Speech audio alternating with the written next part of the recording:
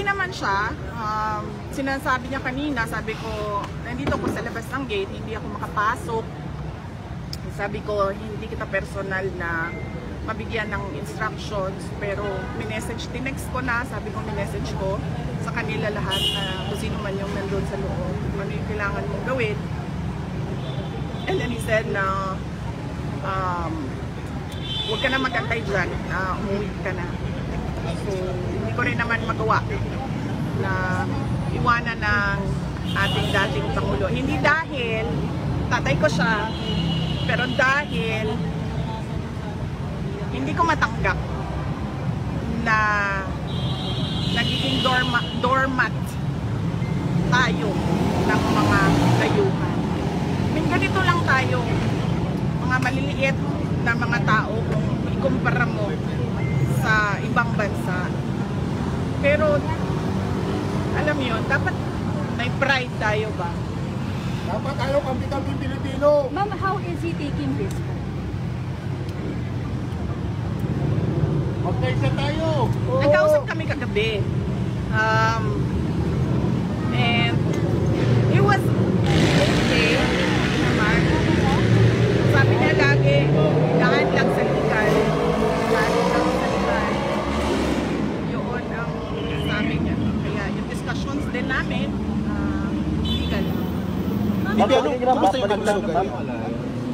Kumusta yung kalusugan niya? Anong napag-usapan niyo about? Oh, yan ang hindi ko alam kasi kung ano yung kanyang mga gamot, ano yung kanyang mga health conditions.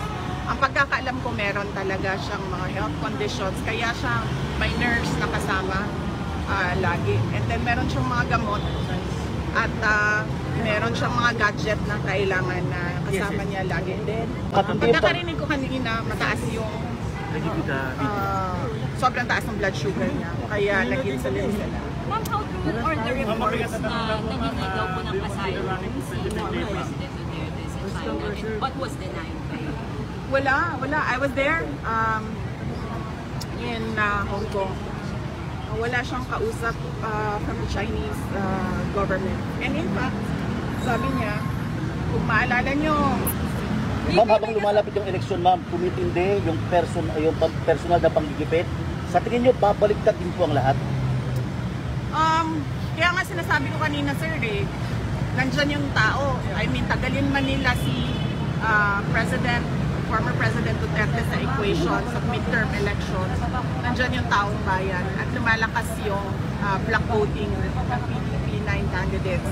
Pero sinasabi ko sa inyo kanina, mag-ingat kayo sa election cheating. Matindi ito. Since wala na po yung since tapos na po yung alliance niyo with President Marcos, may we know kung meron bang discussion before during the campaign tungkol dito sa ganitong issue na to? Kung did you ask President Marcos, meron bang promise for him not to turn over former president? Yes. We did not discuss anything about Were there discussions before this? No, with President Marcos, no. There were no discussions with President Marcos, except that I wrote him a letter and then he replied regarding the ICC and that there will be no cooperation with the ICC and we'll release that letter. And how are you feeling, ma'am? How are you feeling? Sino ba kasama niyo sa plane? Ako hindi ko alam. Sorry.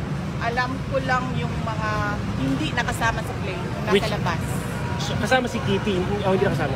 Nandoon si Kitty sa labas. Yes. And kasi crucial itong gabi nito. National Police, kung susunod sila sa illegal na mga order, wala tayong magagawa. Yun yung desisyon ng Philippine National Police. Mag-implement sila ng illegal orders. That's what they did with Yusek Zalaika Lopez. So it's not surprising that it is happening. Ma'am, may mga balita na kayo daw po, itinadawit po kayo dito po sa issue ng ICC.